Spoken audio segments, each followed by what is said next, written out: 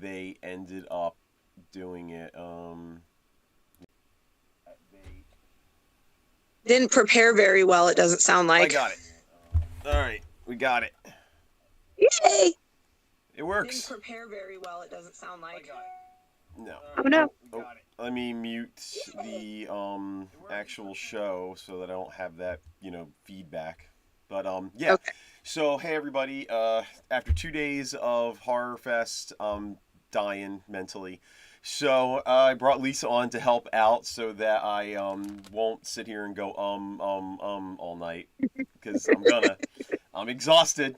It was 2 days of 11 to 7 yesterday, 11 to 5 today, of seeing people, selling books. A lot of people from Books of Horror swung by, which was phenomenal.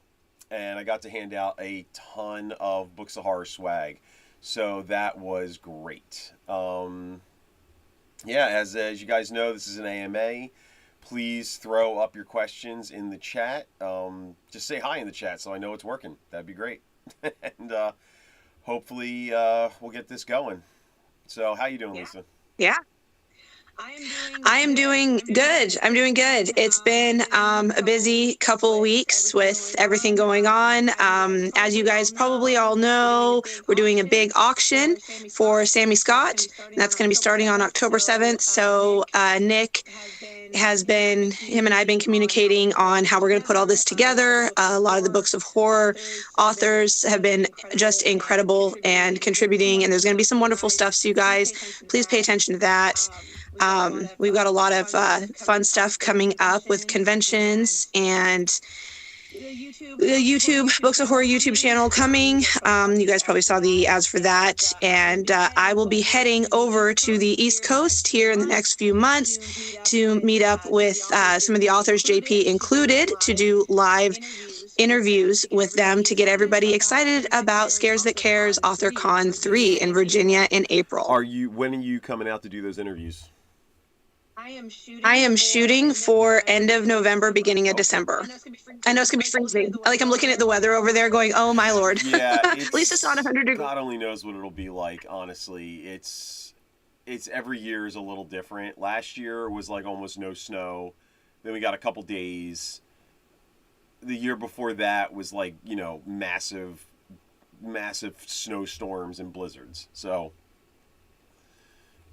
I was looking it up, and it said sometimes it's just kind of rainy and drizzly and cold, and then other times, there's snow. And I'm like, knowing my luck, I'm going to fly into a blizzard. I seem to have pretty bad luck with flying.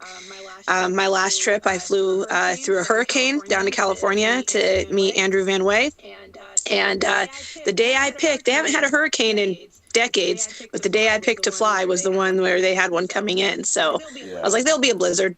Oh, it might happen. It's super random, and we just kind of wing it in Connecticut. We're just like, New England's kind of like, just like, it'll happen. We just stock up on salt and put gas in our snowblowers and just wait and just pray. We're just like, well, we'll figure it out when it happens. So yeah, I gotta gear up for all that stuff. I actually gotta go out and buy all my salt and be the New Englander that I now am. So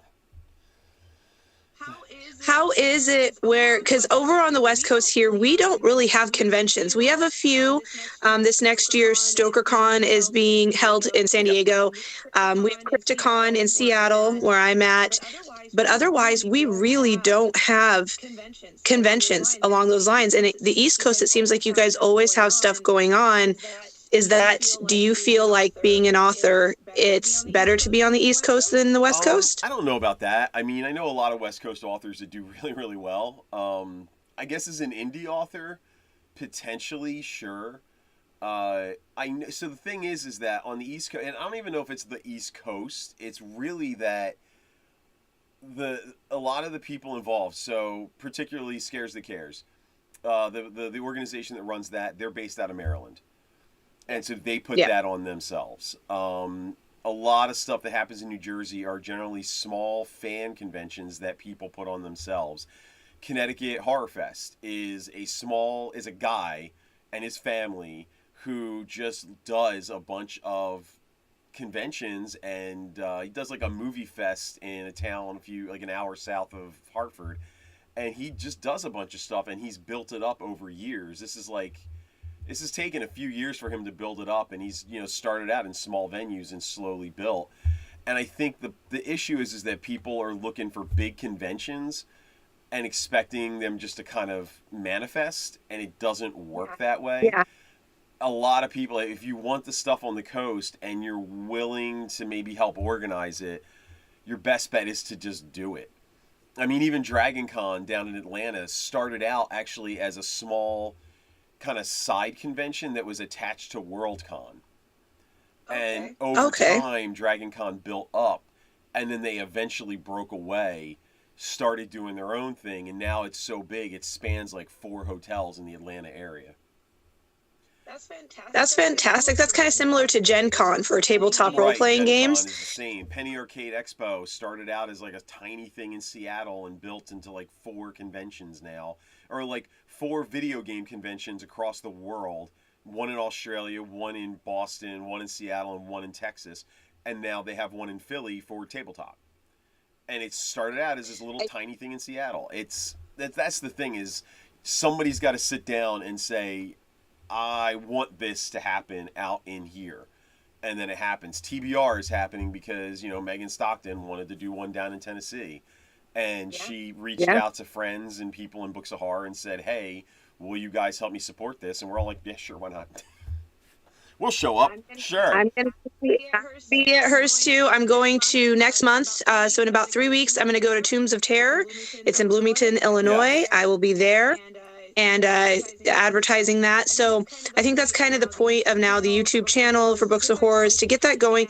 And I'm going to be filming going to these conventions, what they look like, taking place, and advertising them repeatedly, so people see that it is a fun, venue. It's a fun thing, an event to attend, and actually get to meet these authors that they're reading and how great you guys really are. So I'm going to be doing lots of interviews, lots of travel, and attending these conventions, so I can really showcase each one of you and your experience. Yeah, it's going to be a lot of fun. I'm really nervous, but it's going to be. I think your biggest concern is going to be not buying every book in sight.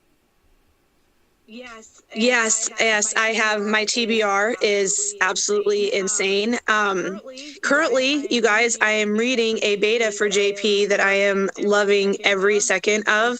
I'm so excited for it. It's fantastic. I think it's written kind of as a YA, but it really is really good for adults, because I'm extremely entertained and a little scared. YA is one of those interesting audience targets that, even though it's written for kids, a lot of adults love them. And it's just a fun time, and they do really well with adult audiences. So it was an interesting thing to write, It is fun reading. It reminds me of, I was reading The Ark of Scythe by Neil Shusterman, and it has that same feel where it's geared towards, the younger audiences, but there's so many adult references, conversation, situations in there. So it really is an amazing crossover. So, and I feel like Parables of It's good. It's really good. But I really think that the Parables of Avarath has that exact same quality, where it can cross generations. Yeah.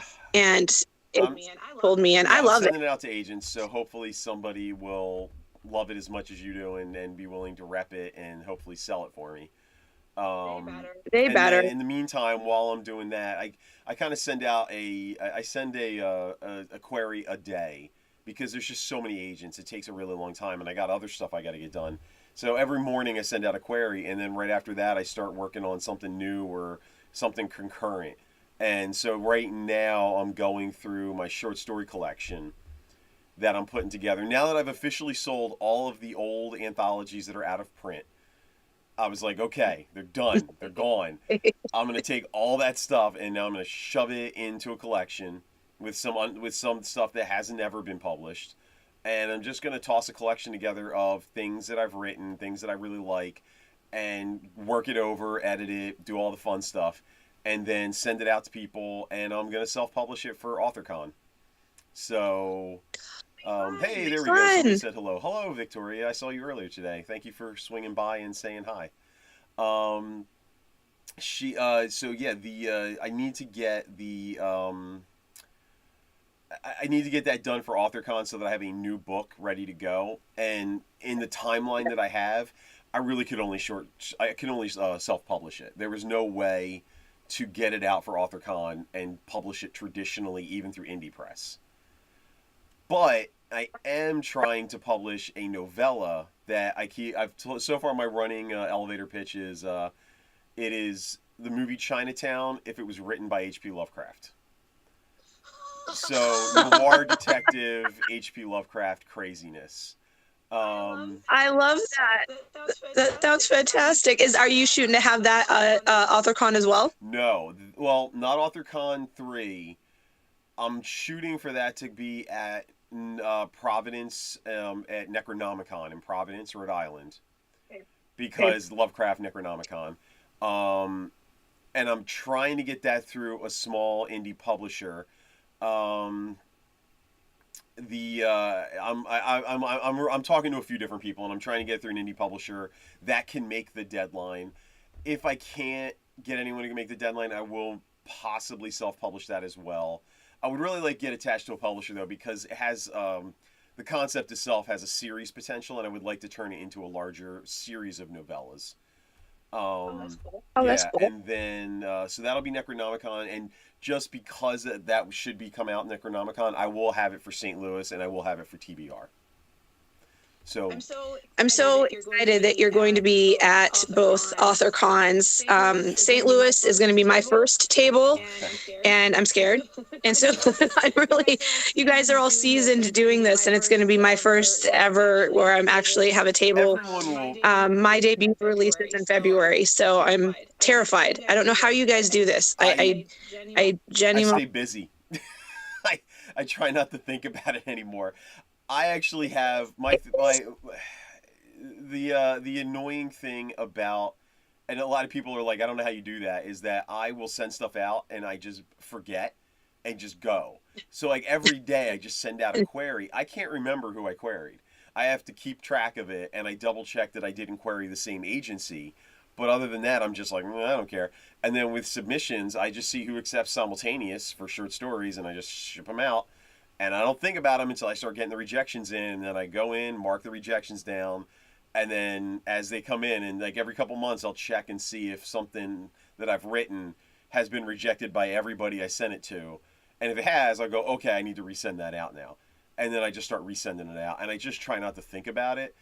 And it's lovely when I get an acceptance for something that I completely forgot I submitted to somebody, which I've done. How do you stay so organized?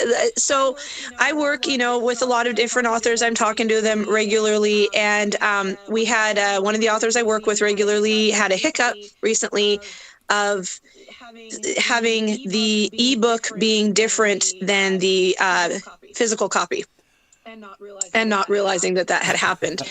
And I stay super... How do you juggle to where everything is where it's supposed to be, when it's supposed to be, and keeping all of that organized? So, I mean, I have a little notepad on my phone, and I kind of build a little to-do list.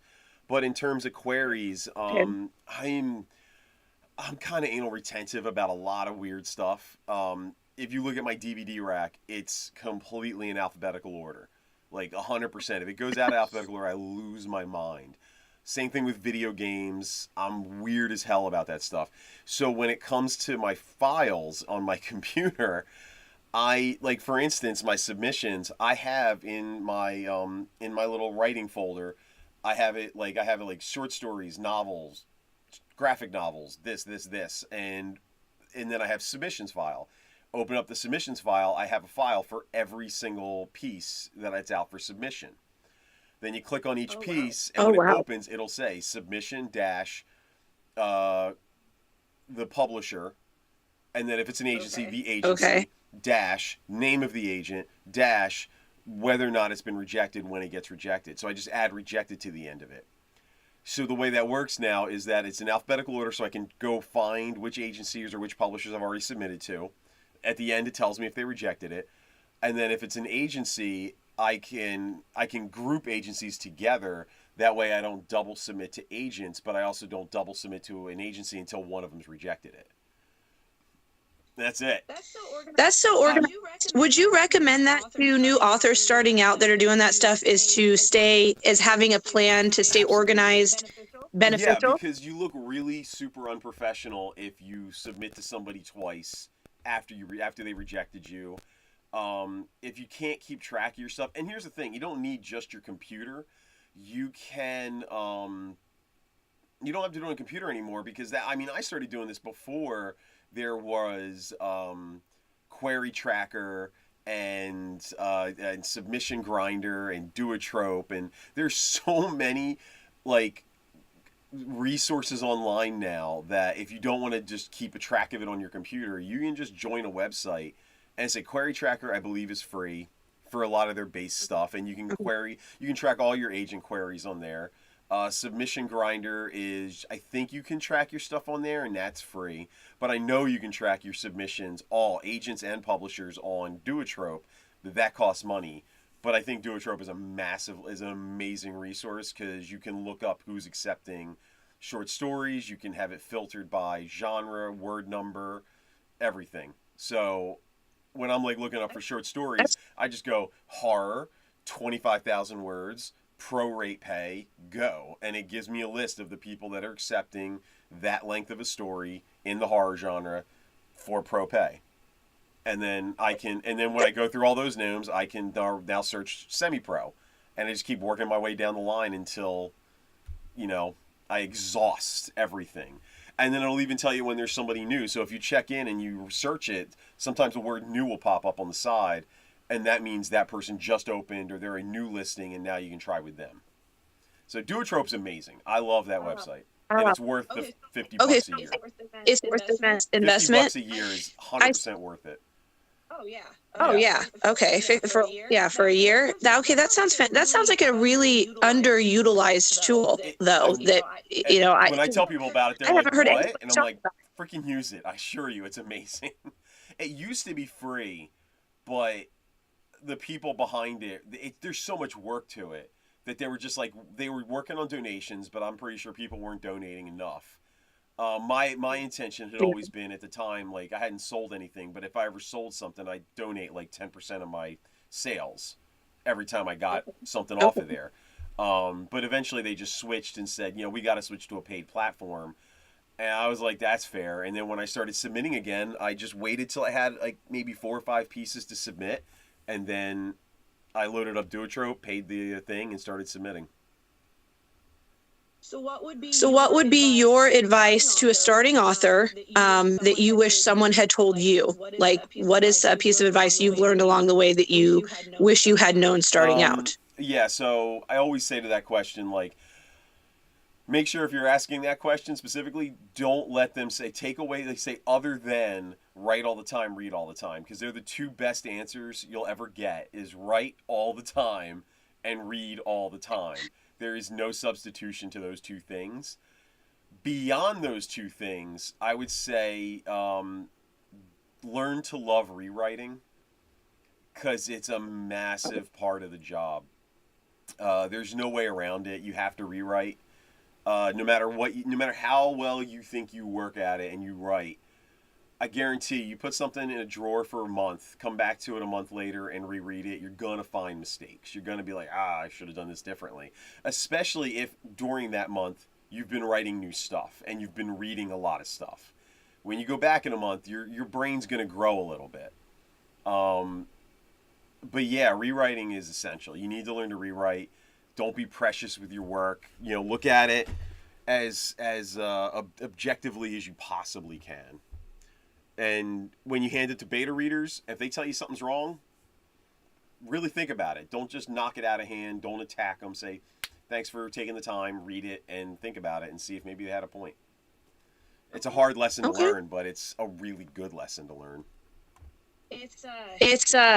I'm learning, so much. I, work in the industry and I'm, good with promotion and getting people excited and hyping and, reviews. But starting out on my own has been so different. It's been such a challenge because I'm constantly questioning what I'm constantly questioning myself. Like, does it sounds good to me, but is it going to sound good to other people? Am I writing for me or am I writing for others? It's finding that happy medium that I struggle with. And mine's just a novella. I have two I'm working on currently. I have a novel and a novella. My novel is a collaboration. It should be out next September, give or take. It's debuting kind of at St. Louis AuthorCon. So I'll have two there. But my novella is in February, and my turn-in date to the editor is, December, beginning of December. And now I'm starting to question myself. Like, I was all gung-ho and I'm all excited and I had this, idea, and I ran it by, a couple of the other authors that are involved. And now I'm like, I don't know what I'm doing. Like, it's scary. How do you get past that? That seems to be such a hurdle, and questioning yourself and wondering if anyone's even going to be interested in it. Get over it. There's no trick to it. It's just do it and get over it and just suck it up. I mean, that's it. Get used to get okay with rejection. Be okay with just getting it done and sending it out and just suck it up. There's no trick. I mean, one of the biggest things that holds people back is the fear of rejection, is the fear of it's not done yet, of the fear of, like, I don't know what people are going to say. And I still get like that. I sent out my novella to a friend because I'm like, I need to know this is good because this is completely different than Portrait. And I sent you and a bunch of people to YA because I'm like, this is not Portrait. Need to see if you guys will still like it. And I'm doing the short story collection, and that short story collection runs the gamut of, like, existential horror, quiet horror, creature feature, lots of different stuff. And I'm going to be sending that out and being like, please, God, tell me I'm not going to just nuke my career with this book.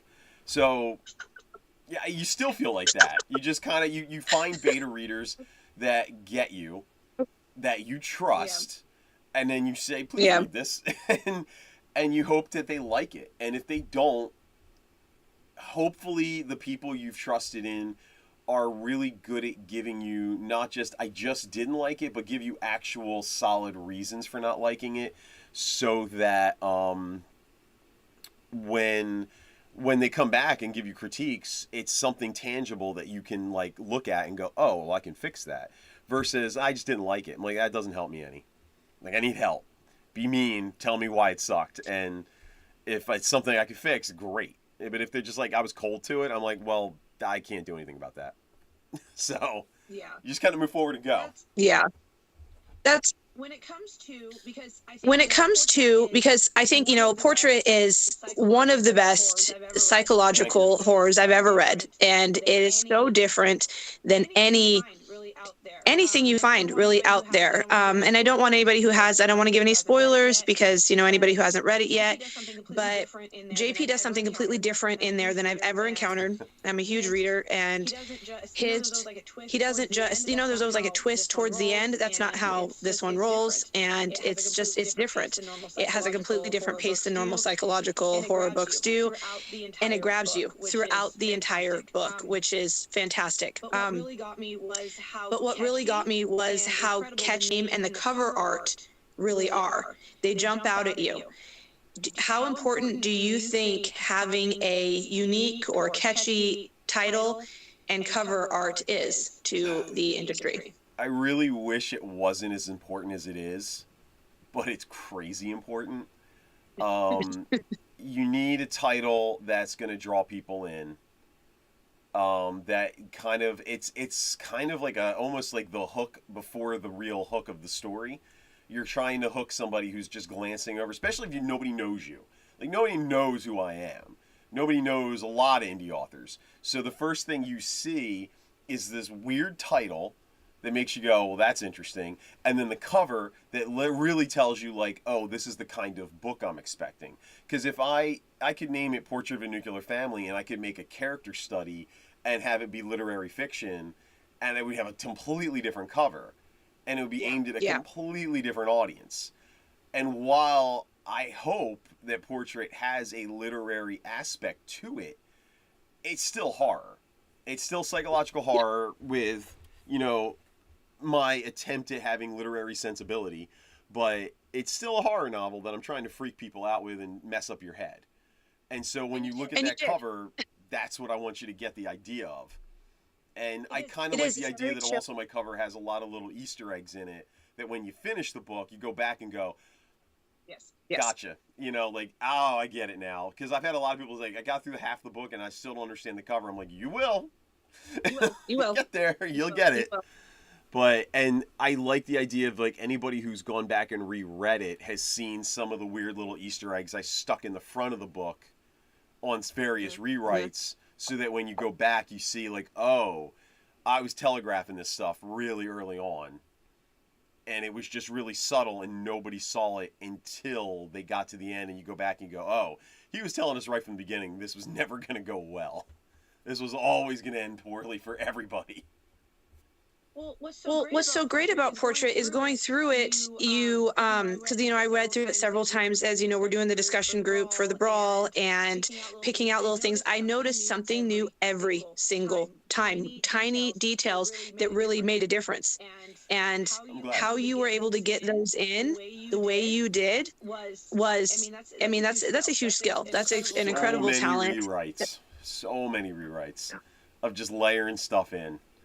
Was Portrait always going to be the title? Yes. When I started turning it into a novel, I started thinking about the title early on. And for me, I really don't like starting a book or a story or anything without the title. The title gives me an idea of where I'm aiming. And so I struggled for a title for that for a really long time. And then I finally hit on it and went, oh yeah, that's it. And I stuck it, and then I sat on it, and I was always willing to change it, because I was never 100% sure that was the right title. But as I kept going, it just never, a different title never came up. So it was like, that was the right title. I lucked out and hit it on the first shot and went, yeah, I'm going to stick to that. And it just kind of worked out. It's very catchy. It draws you in because you're not sure what it's about from the title. And I like that. I like that it has kind of that, it's ambiguous. Yeah.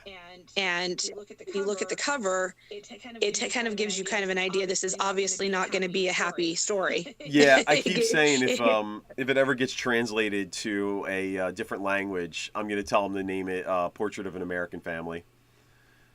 Portrait of an American Family. Yeah, I figured out how to sell it. Throw it to any other country, call it that, people will buy it. And I was like, yeah, there we go. I'm going to cash in on people's bad opinion of us. I don't care. I would. You know, if it works, it works. Yeah, I'm down. Writing certain scenes that are difficult to write, and there's, you know, several real gut, you know, clenchers in Portrait. Does that affect you the same way? Like, are they difficult for you to write? Are you emotionally, mentally exhausted after writing something along those lines? Depends the scene. If it's like a gruesome, gory, just disturbing, like, you know, these people are crazy, let me tell you what they're doing. No, because I write it in a very clinical, very journalistic way. I'm just telling you what's happening. I'm not going into massive detail. I'm not trying to gross you out, which, funny enough, is like those are the scenes that really mess people up, is because I just give you a very baseline idea of what's happening, and the rest of it is going off on your head. And you're making it up in your head. You're visualizing it. I'm just telling you some basic stuff, and I'm letting you take it the rest of the way, and that seems to really bother people way more than I expected it to do.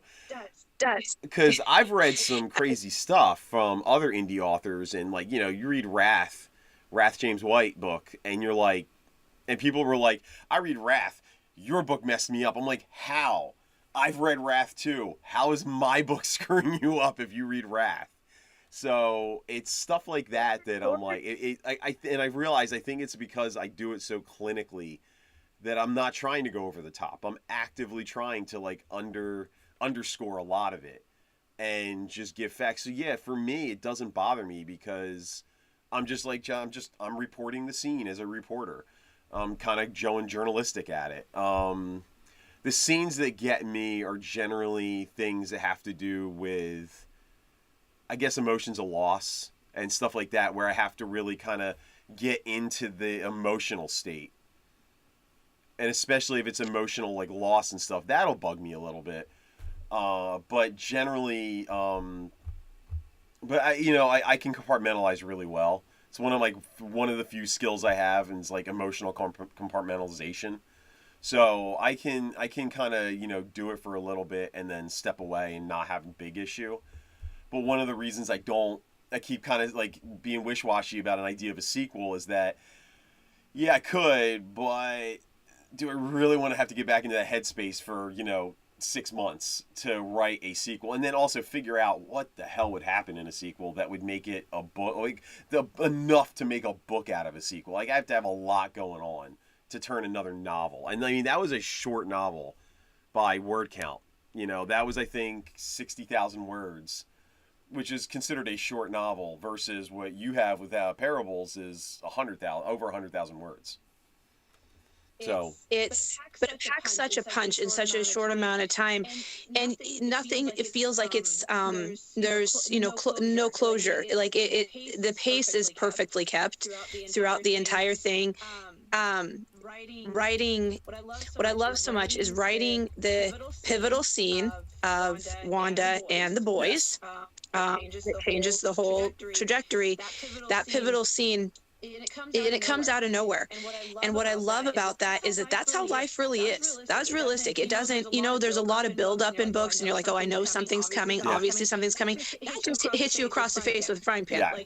Like people were not expecting it. That was probably my favorite part, was that the end of Act 1. Was that I wasn't expecting it at all. I'm sitting there reading along. I remember the night, and I'm going along, and then boom, and I'm like, is this real? Is this really is this really going on? Did this really just happen? And I set the book down, and I'm like, shut that. The end of Act 1 is very much, the end of most books. Yeah. And yeah. I was like, that's great. Here's the rest of the story. And it was kind of a goof, not a goof, but it was kind of a play or an inspiration off of Vonnegut, who says, in the course of a book, when you're reading a book, you say this is the timeline. The characters' lives, though, are from here to here. You're only getting this tiny little bit. So I took a little bit, and then I said, okay, I'm going to add to the end. So I was like, here's my little bit. Now here's the aftermath. So I kind of gave you a double like denouement on top of everything else.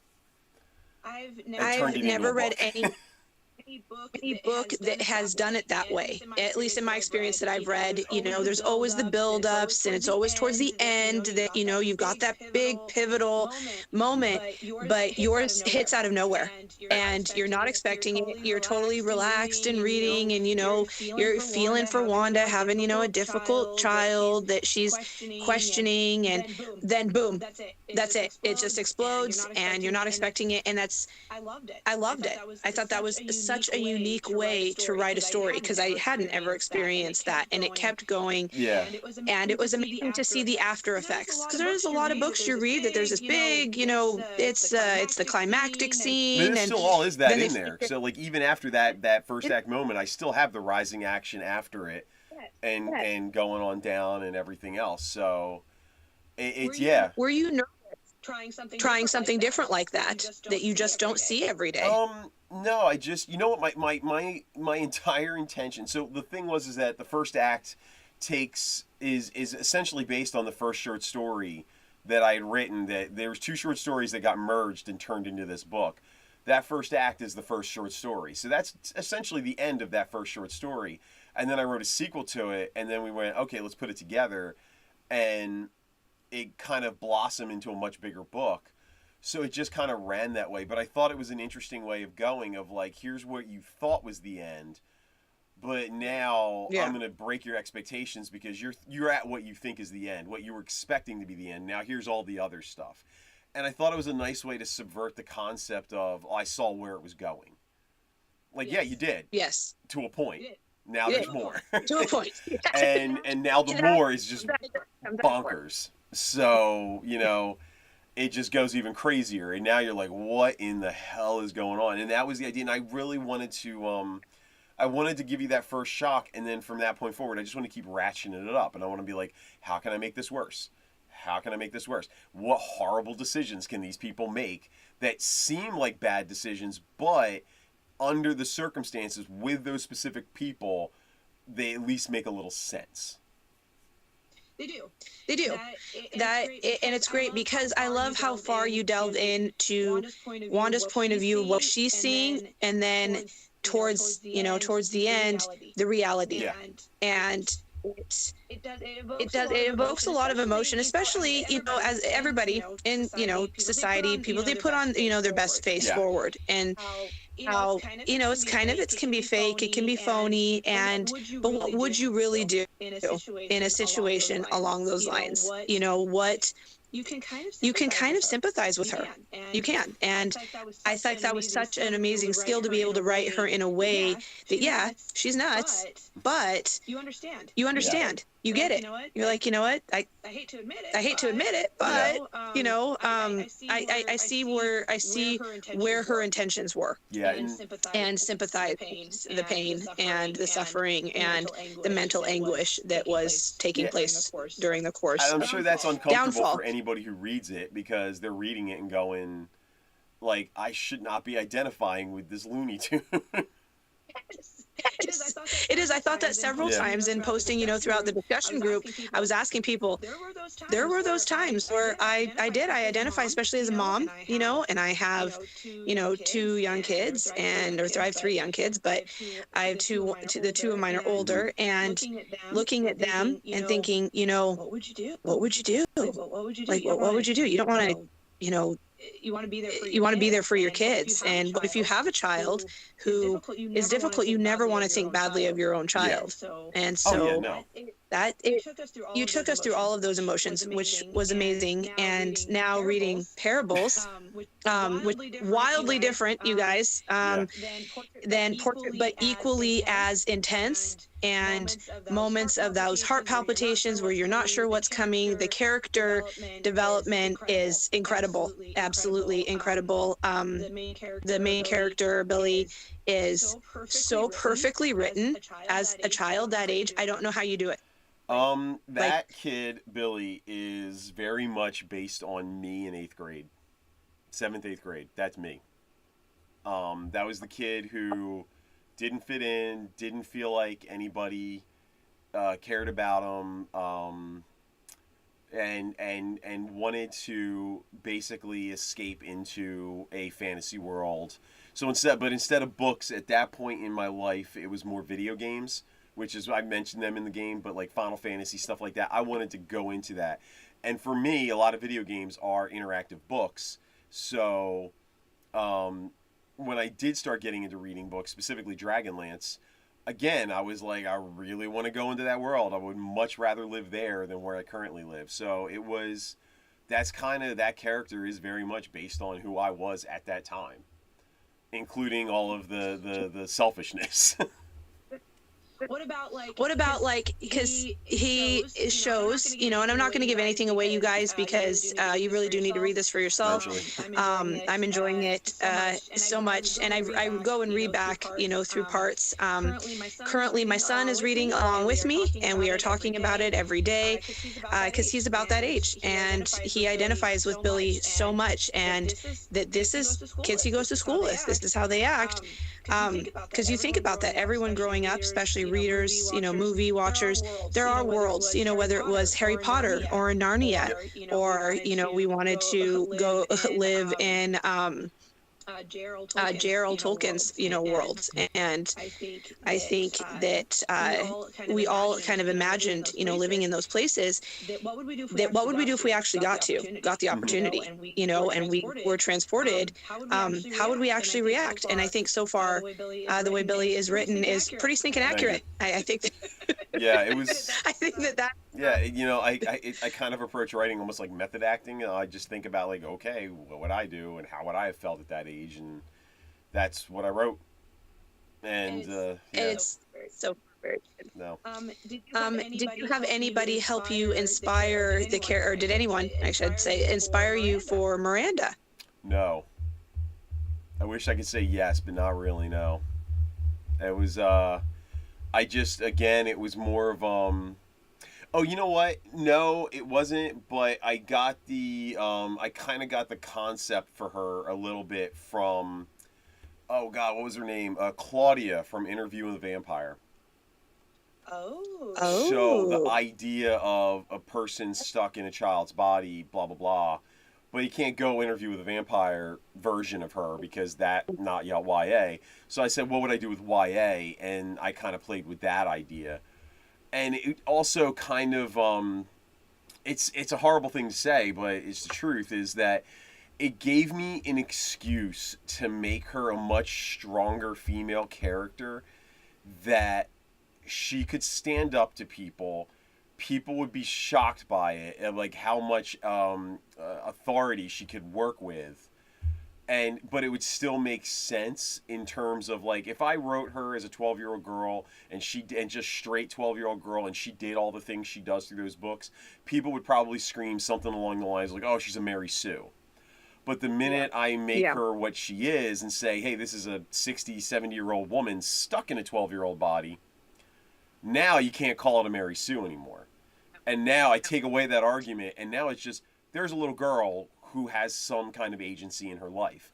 And then maybe later on I can kind of say, there are kids who have that as well. It didn't have to be somebody stuck in an 80-year-old body, or an 80-year-old stuck in a 12-year-old body, but now I have an excuse to kind of have her adapt the best, as well as I need her to, and people not scream Mary Sue. She's Such a good character, and I'm really enjoying, the banter, how strong she is, and I like that there's so much pliability with her because the way she's written, it can go any way. It can be like in this situation she's vulnerable, in this one she's strong. Obviously not giving anything away. There is kind of a specialness about her that you guys will read. And it really, honestly, it makes the story so much better. And the way JP has written it is incredible. It really is. I feel for it and her experiences, and it brings so much to that story. Just those little tiny details that she contributes throughout. She's an interesting character because you've got this person who's been stuck in essentially a mall. I mean, it's early in the book, so I'll say it. I don't care. But she's stuck in a mall. And she hasn't aged for like 60 years, but she's had access to books. She's had access to information. So this person has essentially grown over 80 years, but in a very confined and limited way. So it's a very interesting character to get to write and play around with, and then add some extra powers and some, extra fantasy elements on top of it, and you get to have a lot of fun with it. So I got to have a lot of fun with just messing with what I think would happen. And give her kind of a maturity, but also an immaturity from a lack of, social interaction. Now with this one, I have not finished it yet, so I don't know the ending. But to me, the way it's going appears that there could be multiple books in a series for this. Yeah, it would be more of a Narnia type series, though, where you would have big jumps in time. Okay. And more than likely different main characters. At the moment, there would be no plan to bring back the two main characters of this one, which are Billy and Miranda. But other characters could appear in time jumps, or at least be referenced in things like that. So there's the potential and stuff. But the right now, it is a standalone book. Honestly, with the industry, even with a series, you want to have your first book be a bit of a standalone, just in case. But I wrote it as a standalone that also has massive potential for just an expanded world where I can make huge time jumps, because this is the whole concept is very cyclical in nature. So hopefully, I love to watch. And I hope because it has that feel. It does have that feel. That there is so many different avenues it could be taken in different ways, and other characters' stories that are, being introduced, and how all those things came about. There's a lot of background stuff I would absolutely love to get into, but at 109,000 words, I still got to cut stuff, and so I'm still like, trying to figure out how to cut things without making it too thin, but also get all the stuff in. And I had to cut a lot of weird little backstory stuff and explanations and stuff that I'm like, well, you know what? If I get a series, I can kind of play with all that information. But there's a lot of rules and a lot of structure to the way that world works that'll allow me to play around with things and do some cool stuff in like a sequel. I'm definitely looking forward to that. I think it's going to be fantastic. The Avarath universe is, I think it's really going to blow up. It's perfect because it's different. It's not your typical, at this age, as JP and I have actually talked about, and you guys are probably all familiar with, there's always like a romancy trope to a lot of YAs, and no matter really what it is. I've read several YA stories, and they always add that in. And most young kids that age not really interested in that. And so boys don't care. Boys don't care. They want an adventure. They want an adventure. I think books like Aragon speak to that, because Aragon was massively popular, and that the first book in the series doesn't really have a romance subplot. Not that I remember. It doesn't need that. Yeah. It doesn't need that. I understand. As we get older, sex sells. But when you're a young boy, that's not what you're looking at. Or a young girl, even, you want the adventure. You want the experience. You want to experience those worlds that are in your favorite movies, your favorite books. Things like that. So I really am liking that part of the Parables of Avarath a lot. That's just not really going on. So hoping for Aegis. More questions for you, because it's an AMA. Is anybody asking any questions yet? You guys need to pop People in here. keep popping in and out, but no one's asking any questions. So unfortunately, over time, I'm gonna ask. That's fine. Actually, I would like to know what you're working on, because you said you've got. What are you coming out with for AuthorCon? Okay. So AuthorCon 3, I'm just going to actually be there for Books of Horror, working and talking to all of you guys again after interviews and filming the whole process, so we can get people excited about attending conventions and who goes there and what the atmosphere is like and all the exciting stuff going on. So in Virginia, I'm only going to be there for that reason, but I do have my first table is going to be at St. Louis AuthorCon in Missouri, October of 2024. I'm scared to death, but I'm sharing a table with Matt Lutton, the author of 10 Drink Minimum and the soon coming out Candy Dish. I did write the foreword for Candy Dish, so that comes out. That's like my first published thing, and I'm so nerve-wracking. I write all the time, and I'm constantly active in Books of Horror, but then I actually it's gonna be published. Like, my name is on it. I can't take it back. So. Well, what is it? Give me the elevator pitch my for the novella. The novella. All right, I'm gonna give you guys the pitch. Hopefully you watch it later. So my novella is actually, the title is Duncan Ralston is Dead, is the name of my novella. I got the idea. Okay, so I run the discussion groups, if you guys don't know, for the indie book brawl in Books of Horror. And every time that I started a discussion group, I did a write-up. I was struggling at the beginning to write Duncan's. He sent me a mini bio, and as JP knows, I like to have fun with them. They're not serious. They're not real. I take the bio that they give me, and I expand on it and make it fun and interesting. I was struggling with Duncan's, and I was like, gosh, what do I write? What do I write? I was venting to Jim Odie, and he gave me the advice to just write what you know.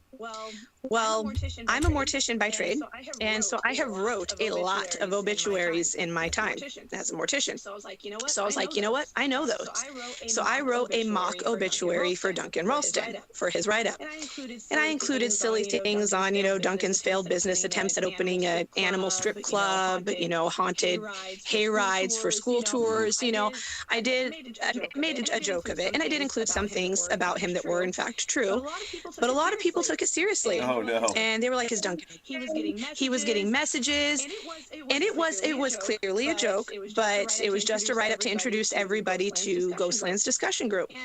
And there was a big big, is Duncan okay? Oh my gosh, what is going on? And I was like, did you guys And I was like, did you guys not read this? Like, because the big title is, Ghostland Discussion Group. And then it said below, Duncan Ralston, 1976 to 2023. So I wrote it in the form of an obituary. Well, because of that, it inspired me.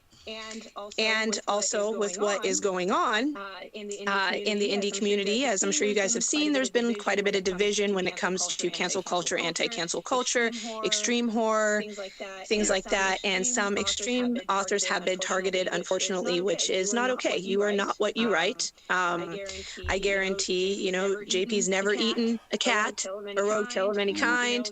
He's probably never, done anything with stuffing a human being and setting him up at his dining room table. But unfortunately, though, a lot of these authors have been called names, and they have been accused of that they write about, which is unfair. So I decided to take those two experiences and combine them. And it is a story on how an author goes missing. And I don't want to tell you guys too much. An author goes missing, and a rumor gets started that he is dead, and it causes pandemonium. Anti-cancel culture versus cancel culture. Some are happy, some are not. It just basically implodes. Cities are burning. There is riots in the streets. There's attacks going on, but it's also very comical. It is a horror satire novella, and all of the deaths that do take place are ridiculous. Because in Duncan's obituary, he dies by suffocating in one of those wacky, wiggly, inflatable arm creatures. So all of the deaths in my novella are going to be graphic, yes, but they're also comical. Like, think of the show 1,000 Ways to Die, where it's just, that doesn't happen in real life. People don't die that way. So they're all going to be very exaggerated, very silly. I do have some other authors, and I'm still reaching out to authors that are going to be assisting me. And so there'll be some appearances throughout the book of your guys' favorites who make little bits of appearances.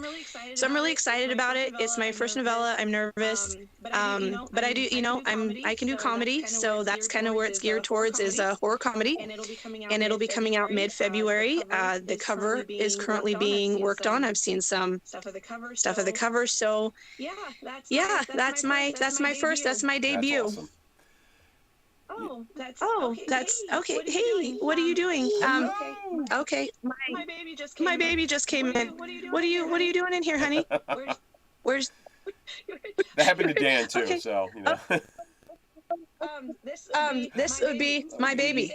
Can you say hi to everybody? This is Jude. Hello, Jude. Say hi. Say hi. Okay. You gotta go, honey. Mommy's busy. Okay, go. All right. Yeah, Dan happens same thing to Dan. So yeah. When you got kids, they no personal space.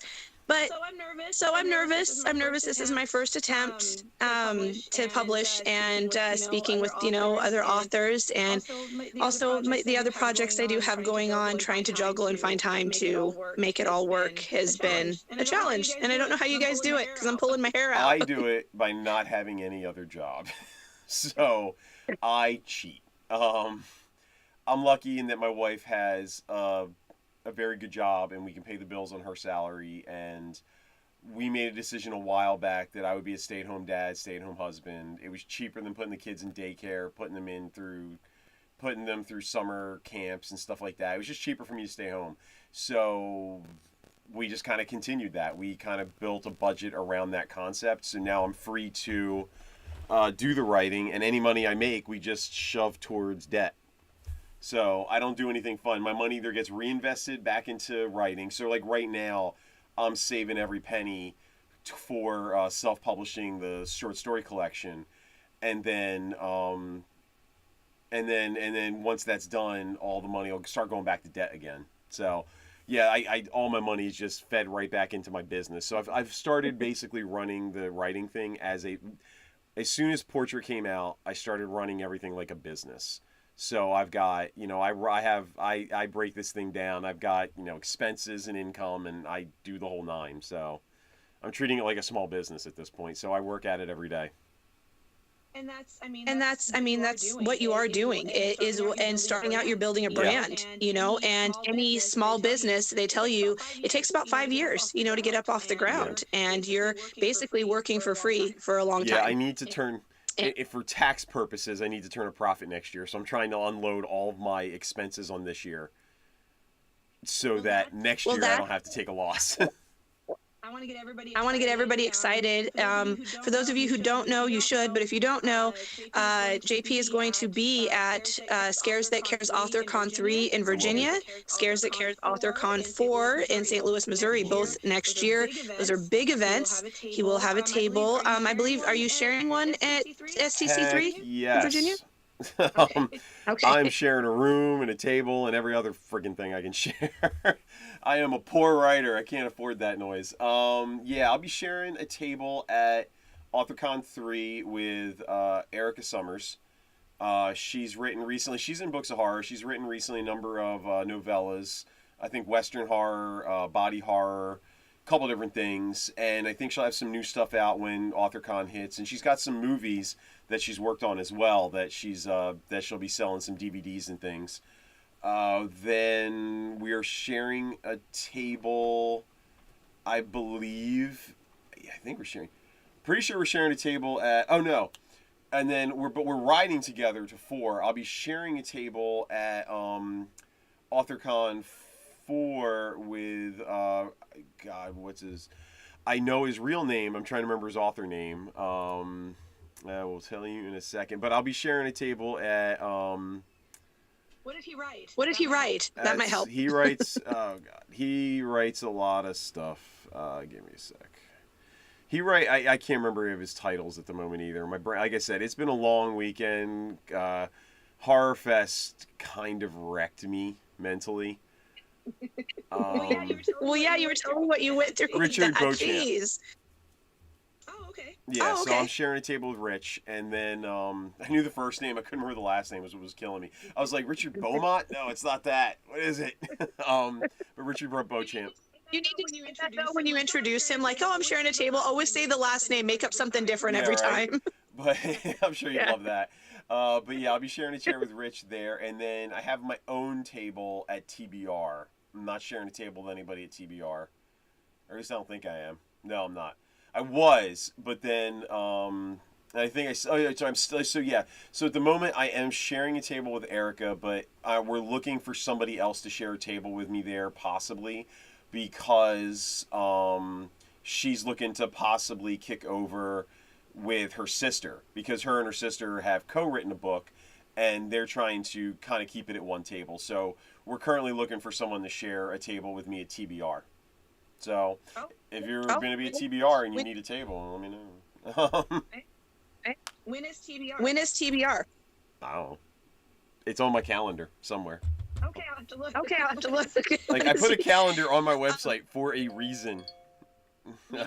We will be. You know what? So what I'm going to do, you guys, September 5th next year. I helped JT. September 5th. Oh, you know what? Maybe I'll jump on that with you.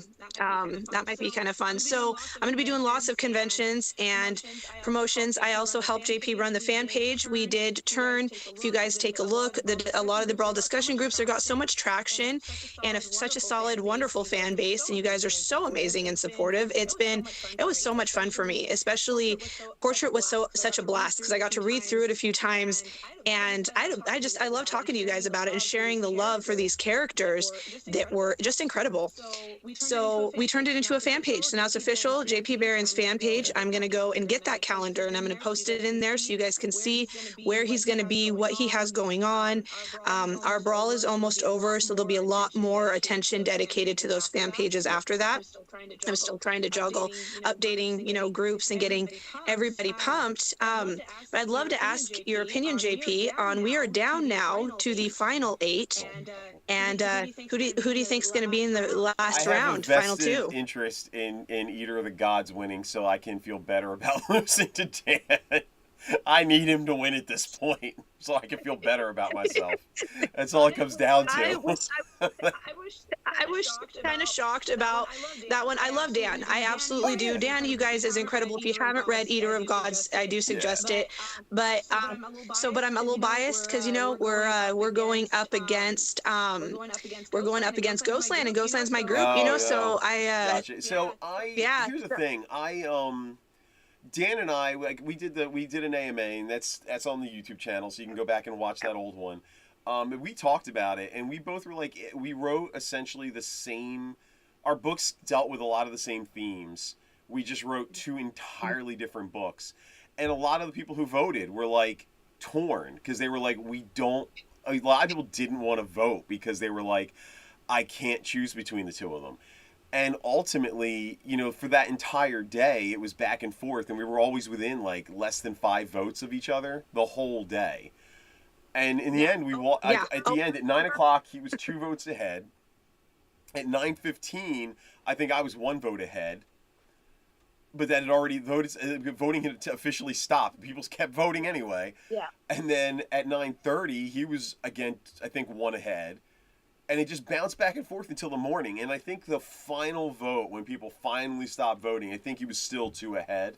So even then, I didn't feel like I was robbed in any way. I was like, okay, even after 24 hours of voting, he still won by 2 votes, and I'm happy for him. And I'm so happy he had a massive upset with Man F This House, and I hope he goes really far. I mean, I need him to. Otherwise, I'm going to feel horrible about everything. Because I need him to win at this point. Tuesday, he goes up against Ghostland, and so I'm biased. Obviously, I'm running the discussion group with Duncan and you guys, so I'm like, and I love Dan. There is no actual competition in my eyes. I love all of them, and it's been really hard for me. I've been recently, and I wanted to ask kind of your opinion on this. I was thinking about this before our live. So many people lately have been pointing out the books and the authors that mean the most to them and why. And to me, as an author, from your opinion, how does that feel when you have a fan that says that your book meant a lot to me, or your book got me through this period, or I can't wait to meet you because of all of this? How does that feel knowing that you had that effect really weird on something? It's weird. That's all I can say. I'm not used to it. I love it, and I'm very happy about it, but it's super surreal. I mean, people were coming, so a lot, so my table at CT HorrorFest was shared with the local HWA CT chapter. So we were HWA people, but this is the CT chapter, and we shared our table so that we could, it was just easier for us to do it that way, and we supported each other and everything. But a lot of people at my table, like a lot of the other authors, were shocked that we had customers coming over and basically coming directly to me and saying, I am here for your book. I am from Books of Horror. And I was like, cool. And everyone at my table was like, we got to get in on this group. I'm like, you do, and you can't until the end of the book brawl.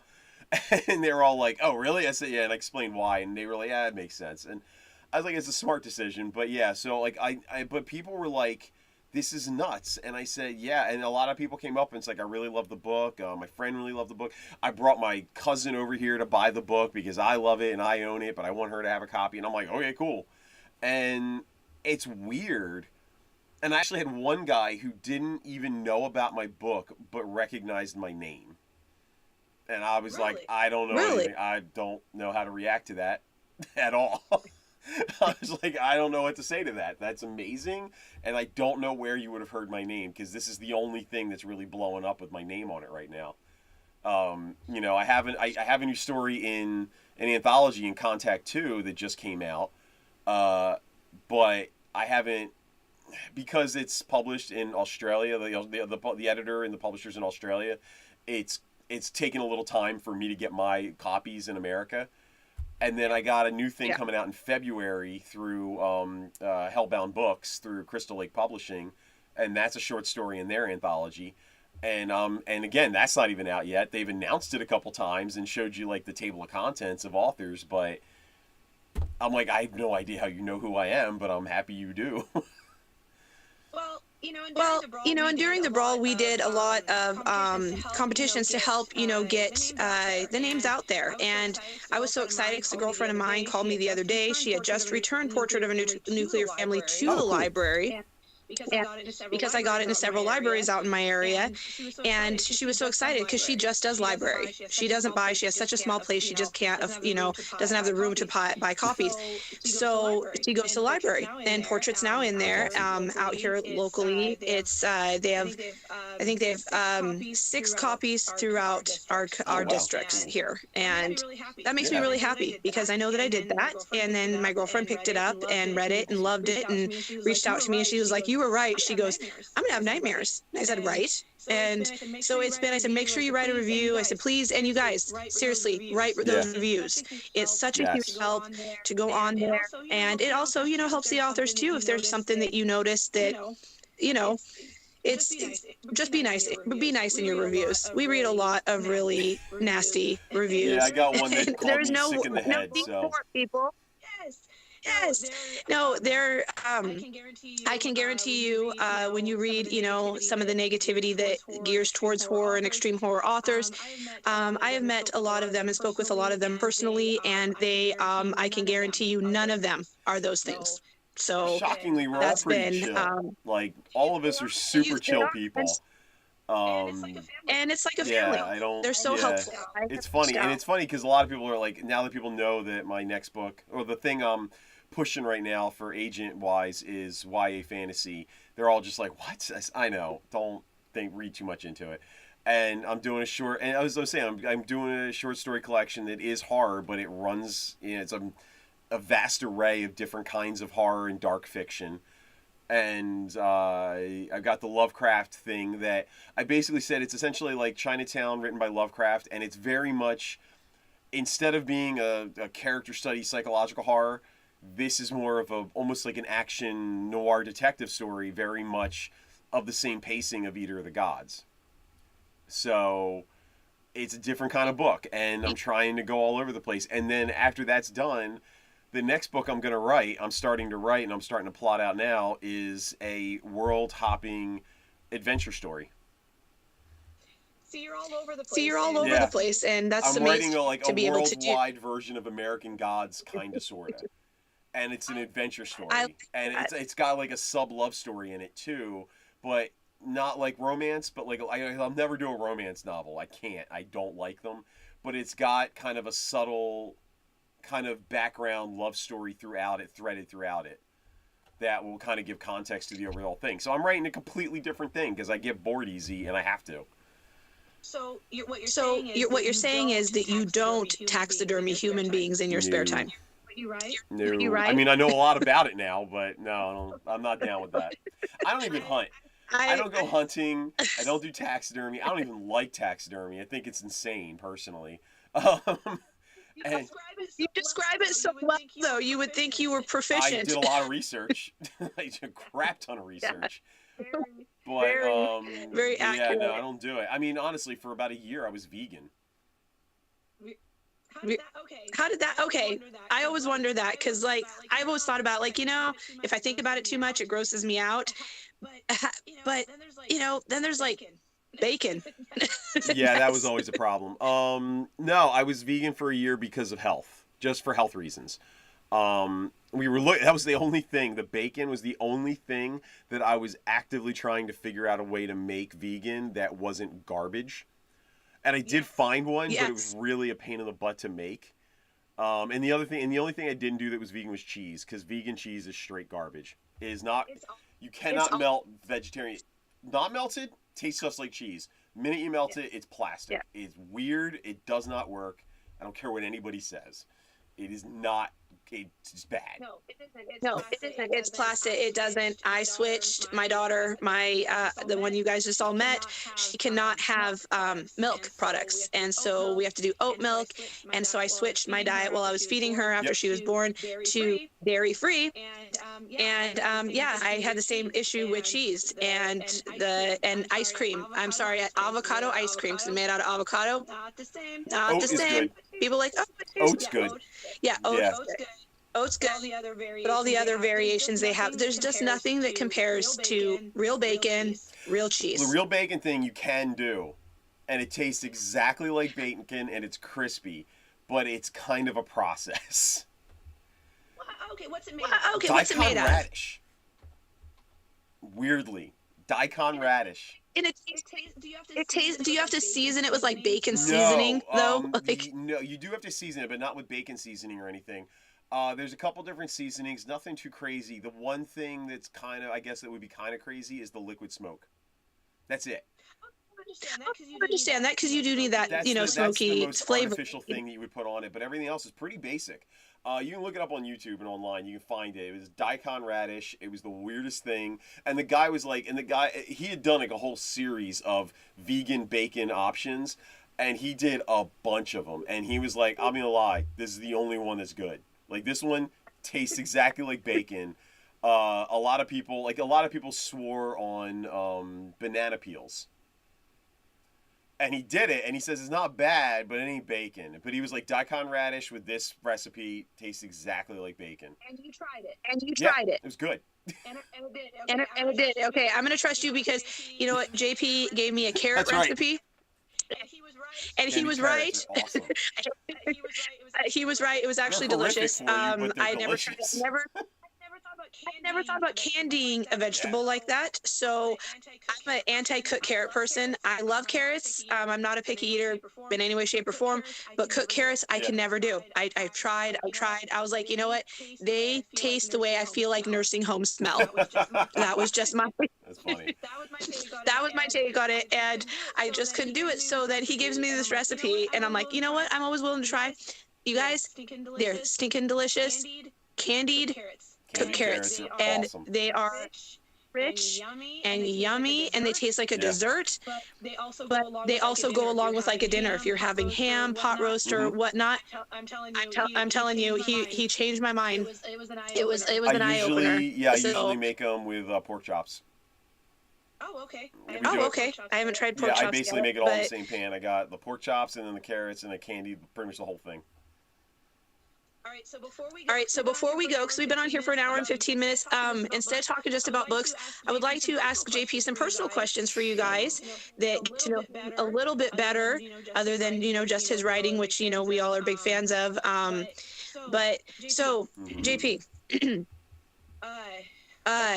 let's see, what is your go-to snack? What's your favorite thing to snack on? If you're going to just be writing and relaxing, what's your go-to? Oh, man. Honestly, anything I can get my hands on most of the time.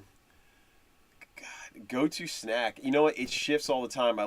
It does. It shifts to whatever's basically available. But I guess if I had to pick, if I had to pick something, but I don't get to really eat it that often because it is so bad and expensive anymore, is Doritos. I love nacho Doritos. But everything's gotten so expensive that I don't buy them. So I end up lately, I've been doing store brand, potato chips, crinkled potato chips. And then I let any of baby carrots, raw baby carrots. I like baby carrots.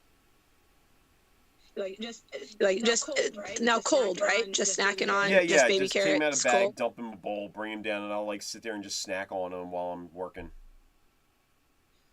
Okay, what about your favorite beverage? Oh, Pepsi Max all day long. Pepsi Max. Yeah, Pepsi. Well, now Pepsi Zero Sugar. They've changed the name, but Pepsi Zero Sugar is my go-to. If I'm not drinking that, I'm generally drinking big thing of water with Mio in it. Right now, my Mio of choice is fruit punch. What's your guilty pleasure? I don't know that I have one. I don't feel guilty about anything. I have no guilt. I don't know. I don't really. Yeah, there's really nothing I feel guilty about enjoying. I'm just I enjoy what I enjoy, and I don't really care. Honestly, I guess you could say I like to read garbage fantasy sometimes. Seriously, I read a lot of Dragonlance. And I've read all of the really good Dragonlance. So now I'm catching up on really the old, really bad Dragonlance. And as much as I don't the last one I gave 2 stars to. I gave it 2 stars, still liked it, still enjoyed reading it. I wouldn't recommend it. But I was like, I read it. It was fine. I'm good with it. I finished it. Like brain candy, kind of, Yeah. where It's it's like not, sometimes I just need a minute to just not be hyper focused on learning from a book, and I just want to enjoy the plot, and that's what I did. I wasn't worried about the writing. I wasn't worried about the craft. I just was reading a book, and it was entertaining. Until I got to the end, and then I got mad because the ending was like Deus Ex Machina, and I lost my shit. I was like, oh, god damn you. It was going 3-star right into that point. And when Deus Ex, I'm like, done, 2 stars, I hate you. Hate you for that. So yeah, that was the only thing that like really set me off. What about when it comes to TV or movies? Do you have a go-to relaxing? It made me think about this the other day. I was overwhelmed. I didn't get any work done, and I'm just like, I need to turn my brain off. My go-to is Band of Brothers. Like whenever I've seen it 300 times. I could quote that entire miniseries, but that's my go-to. That's my go-to comfort. I know it's brutal and it's war, and everyone's like, that comforts you. I'm like, I don't know. But what is your go-to if you need to turn your brain off and you just want to watch something and you know you don't really have to focus, but it's just there's something about it that's comforting? Do you have something specific like that? Yeah, I tend to focus on stuff anyway, but you know, one of the things I've watched, I'll like turn on in the background and watch is Lord of the Rings, the full Lord of the Rings trilogy. I'll drop that into a Blu-ray player and just turn it on and let it run. And I can go in and out of that. I know that movie so freaking well. And the books. I just know those books and those movies really well. I don't have to be paying attention. One of the television shows that I'll watch that I can kind of focus in and out of, because again, I know it so stupid well, is Babylon 5. I can put all 5 seasons of that thing on and in the background, and I don't care when I tune in, I will be happy. I love that freaking show. But there are some episodes that no matter what's happening, I will focus on, because there are just some solid episodes that I'm like, I need to watch this one. I love this episode. So that'll throw me off. Like I can't put that on in the background because things will pull me back into it really quickly. But Lord of the Rings, I can totally be like, yeah, I've seen this a lot. I watch Babylon 5 at least once a year, like from beginning to end, once a year, every year. I think it's important. Because I know as writers, our brains are always working. And every time, even when we're out running errands, even when we're just living our daily lives, we all constantly have ideas, and it's just, so turning your brain off and allowing something to just, take over for a little bit is such a good break. And it kind of, I think, helps us refocus and appreciate when we return back to all of our projects. So I tend to read. Okay, what's your favorite like I have such a weird I generally watch TV when I eat lunch. So that's like the only time I really have time to watch. My schedule's like I wake up, I read. I usually have like one book of like philosophy. Right now I'm working through the I Ching, that is also like, it's one side is the I Ching and the other side is Confucius sayings related to that specific I Ching. So I read one page of that every day. Because it's a short page. And then after that, I read one short story every day. Then I work. And then when I'm done working, it's generally like either go eat dinner, got to make dinner because Steph's working late. Help the kids out, do what they need. And then I'll sit down and read. And generally I'll read whatever book I'm currently in. That's what I'm reading. So like right now I'm reading Save the Cat Writes a Novel. So I'm reading a craft book because I teach writing classes now. So I'm trying to teach a writing class in farming for local towns, and so I'm reading up on craft books and making sure that I'm up to date on current things and current trends. That way I'm not subjecting people to my antiquated love of the hero's journey that I think is amazing and should be taught in schools. But it's funny because like a lot of the really popular formats and teaching lessons, like Save the Cat or Story Grid, are very much reflective of the hero's journey. Like I can overlay the hero's journey on it, no problem, and it's literally they're just changing the titles of the sections. So I still am like, read the hero's journey. Read it. Is there a book that you would recommend for authors starting out that you feel would be beneficial? On Writing, Stephen King. On Writing? Hands down. Okay. Read that. Read it immediately. Hands down.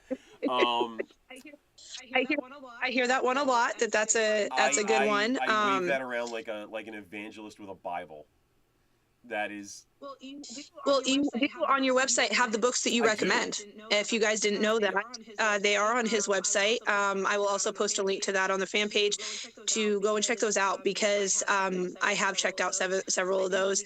I do go to JP a lot. I trust him. He's so knowledgeable, you guys. So if you're watching and you're kind of just starting out and you're not sure, JP is so knowledgeable, and I ask him so many questions. Of being really insecure. I constantly think I don't know what I'm doing, so I'm just constantly learning because I need to know that I'm right, that I'm not making dumb mistakes. And I still make dumb mistakes, but I was work at not making them that often.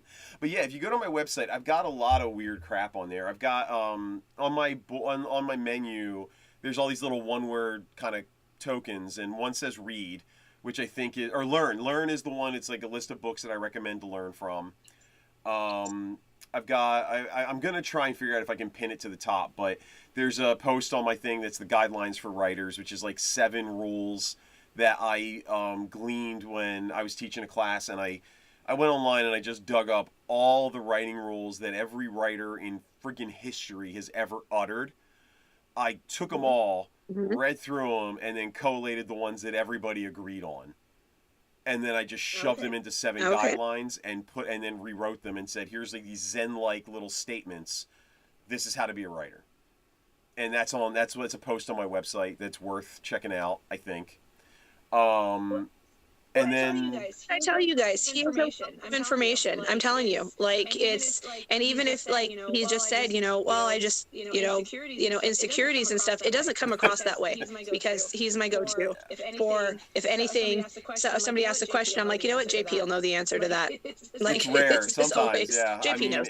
It's honestly, it's so much like I know there's a lot of really great original thinkers. I just read them and I regurgitate their stuff. It's funny. I remember there was a documentary called Dreams with Sharp Teeth. It was Harlan Ellison, and Harlan was talking about. I think it was this documentary. But Harlan was talking to somebody, and he was mentioning he was friends with Isaac Asimov, and he had said Isaac Asimov had this special ability that he could read anything, and then break it down into really basic ideas and then rewrite it into a book that anyone can understand, which is why Isaac Asimov has books spread across every section of a library. In every section of a library, if they had every book ever made, Isaac Asimov would have one book in every single section of the library under the Dewey Decimal System, because he's written so many weird things: mathematics, physics, everything. Yeah. I think the only thing he didn't have was if it would be like gardening. That was the only time. It was the only book he didn't write. But he did everything else. And but you could call him and say, "Hey, I have people who are on this planet and they don't have oxygen, so I need a way for them to breathe." And he would like, "Yeah, sure, it's this." And he would just come up with this answer that was scientifically plausible. And then he'd be like, "I'll spell it for you," because it's like always some weirdo bacterium, like oxygen something bacterium. And he would just spell it for you, and that's what you'd use in your story. So I anymore, I'm like, I can't do that with everything, but I can certainly try to do that by reading a crap ton of craft books. And I can kind of answer questions. Well, you are very good at being very knowledgeable. Have you ever thought, because I haven't seen this done yet, writing a book on kind of your journey on becoming an indie author, and just what you went through, just kind of almost like a diary, but also instructional and giving people ideas, references, things like that for those starting out in the indie industry, because it is hard. It's hard to get your name out there and to be seen, and try to come up with something creative. Portrait's always going to be my go-to, because you did something so completely different and it was so successful, and you pulled it off beautifully. That was the Books of Horror thing. Books of Horror helped me out immensely with that aspect of things. As for the journey thing, I've never thought of doing a book, but that might not be a bad idea for a part of a Patreon, because people have asked me about Patreon. You've asked me about Patreon. Um, I'm not opposed. I just need something. This is a big thing for me. I don't want to take your money unless I'm giving you something of value. And if I'm going to take your money, it's going to be another thing that I'm like, I got to do this because now it's work. And if you pay me, I'm like, I'm going to get it done. I know that I can't write a quality short story every month on the dot once a month. I can't do it. I know I can't do it. I'll burn out, and you'll start getting garbage from me. That's all there is to it. However, I wouldn't be opposed to writing posts about my journey, posts about topics in writing and craft that I think people would like to read. And then maybe even for like a higher paid thing, just be like, if you pay for this when I have a new book out, you automatically get like a subscription model type thing where I'll automatically give you books when they come out, and swag and all types of crap when I get it. And including anthologies. I'll just buy author copies, and and X amount of people will get 10 author copies. I'll just send them out every time, I get a copy in or I get something out. So I have some concepts. It's just a matter of I need to make sure I have enough, and then I got to figure out how to charge for it. I got to figure out like the price points and stuff. But once I get that all worked out, Matt Lutton set up his Patreon and going through the price points and what he has to offer. See, he's really great with little short stories really quick. So he comes out with a new one every month, and they're always real small, and he creates little cartoons and drawings and stuff for them, and it's a lot of fun. But I was thinking with yours more just that knowledge that you have with promoting yourself, the website, your instruction, the fact that you do the YouTube, and how active you are with all of those different platforms, and time management. You are the king of time management. I have never met anybody else that can get as much done as you do and manage everything that you do and have like this set schedule and accomplish that. You're so organized. You should follow Jonathan Mayberry. That man is the king of time management. I still believe that he is a cyborg and he is not actually human. I don't believe he's human. He's got to have a mentality. He's got to have a positronic brain or something. There's just no way that guy is 100% organic. I can't fathom it, because he admittedly works like 12 to 16 hours a day every day. He writes 3,000 new words every day. Rewrites whatever's like in the pipeline for publishing. Edits Weird Tales magazine. It's usually editing an anthology at any time. The guy's a machine, and he puts out whether he wrote it or edited it or compiled it. He puts out probably 5 books a year, and on top of however many short stories he's agreed to write, because I think he said he was like up to 130 short stories written and published. The dude never stops, and it's phenomenal. It blows me away. Like, people used to like blow up at like Stephen King writes so fast. No, Jonathan Mayberry writes so fast. It's shocking. So yeah, that guy is a machine. I will crash. I generally can go pretty hard for about 13 days. On the 14th day, I crash out. Like I'll do a small thing, and I'm like, I'm done. I can't work more than a couple hours today because I can't. I get a small couple things done. I'll maybe go over and rewrite a flash fiction or something, but I can't do like a long 8-hour day. After maybe 13 days, I need a break. I'm like, I gotta stop. I had that the other day where it was like Band of Brothers on the couch with my blanket. I'm like, nope, brain's got to go off. I just can't take any more words in. I end up sitting in a chair and just staring into space. Like, I want to read, but I just stare into space and just kind of blank out. And then people are like, my family will just be like, hey, do this. I'm like, what? It's like, it's dinner time. I'm like, I thought it was 11 o'clock. What happened? When did 6 hours go by? Like, I was like, I meant to read and I didn't. So yeah, occasionally I break down, but but yeah, so But yeah, it's one of those things. It's a Patreon something I'm looking at, and a newsletter something I'm looking at. So I need to figure out how I'm going to do the newsletter and how I'm going to do the Patreon and how I'm going to make them different, but also make the Patreon have a value, have value for the money you're giving me. And Totally that's the understandable. thing. And I don't want to be like, I've seen some people who do Patreon who just take the money and post erratically, and I hate that. My website is an erratic posting because I don't care because no one's paying me. So I'm like, I'm not. Yeah. Just show up. Just come. I post when I make a post. I post it on Facebook and just come read it if you want. I don't care. Patreon's gonna be a little different. It's a much different animal. So I would love to do it. It would be a financial help, but I got to make sure that whatever I'm doing has a literal value to it. That I'm not going to feel guilty about taking people's money.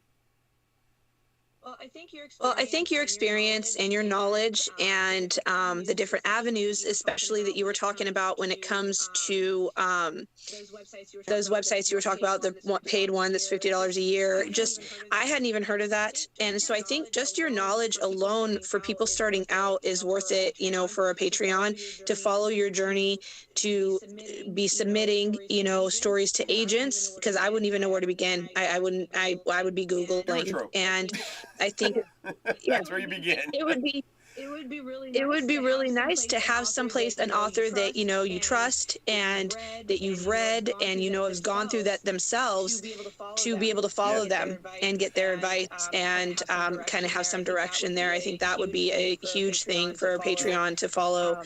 Because you're extremely knowledgeable and so much, and being insecurity or not, you know, you learning this, you're helping out a lot. And it's 20 years of floundering, you learn a lot. But I appreciate that. But yeah, we've been in for an hour and a half.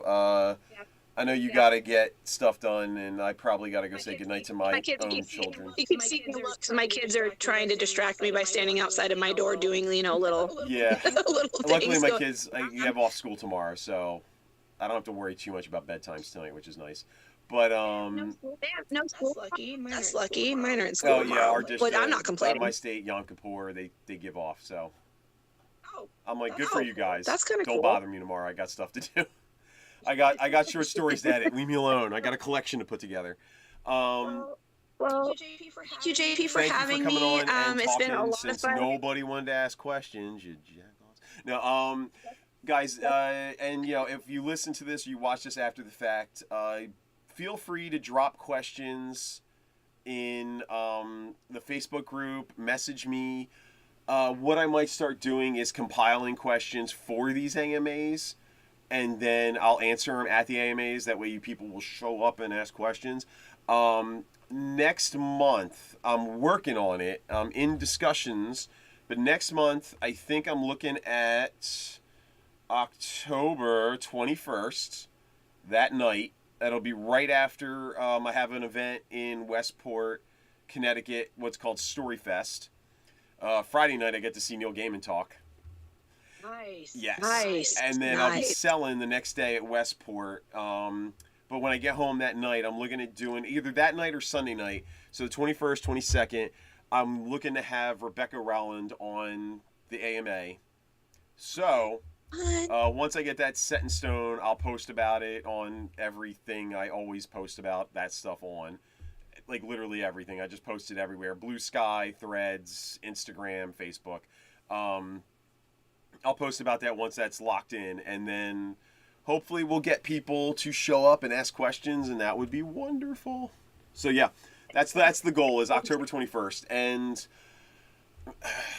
if I can figure it out, maybe by the end of, it's not gonna be the end of this month. Maybe by the end of next month, or the end of this month, I might try to get a newsletter put together.